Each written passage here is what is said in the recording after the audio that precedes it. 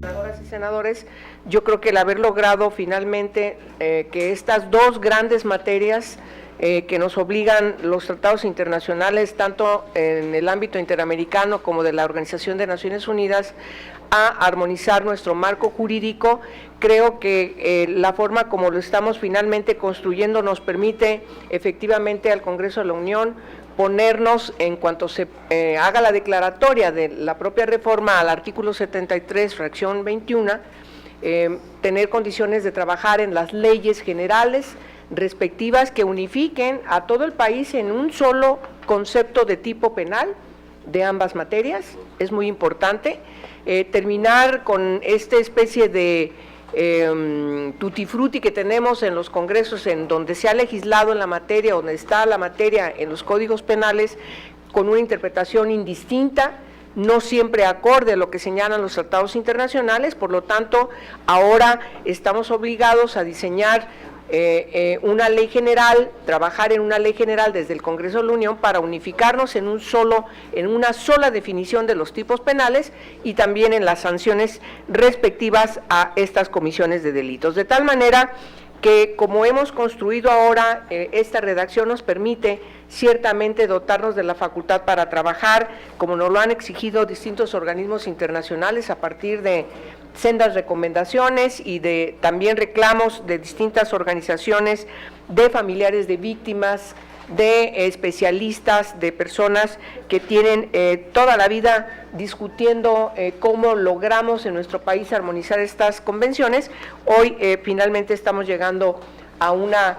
consenso que nos permite cumplir con nuestra responsabilidad antes de que termine el periodo ordinario de sesiones. Por lo tanto, las observaciones en corto que hemos finalmente hecho aquí, las resumo de manera muy rápida, tienen que ver con particularmente de las dos materias que están inscritas, particularmente la que tiene que ver con la desaparición forzada de personas. Es decir, todos sabemos que la construcción de este delito fundamentalmente fue a partir de los 60, 70, 80, perpetrada la desaparición forzada por regímenes dictatoriales de distintos países latinoamericanos, pero después se fue deconstruyendo este delito con la participación no solamente de desaparición de personas perpetrada por agentes del Estado, sino también por particulares. Es el caso de la gran transición de la configuración del delito de desaparición de personas en el caso de Colombia y posteriormente en otros países, incluyendo también Guatemala, que transitó de solamente desaparición forzada en los 60 a en los últimos años también desaparición de personas perpetrada por particulares. En el caso de México, no tenemos aún con toda la precisión cuáles son las características de la desaparición de personas, cuáles son perpetradas por agentes del Estado o por participación de algún agente del Estado o aquiescencia, o cuáles son desapariciones involuntarias perpetradas entre particulares,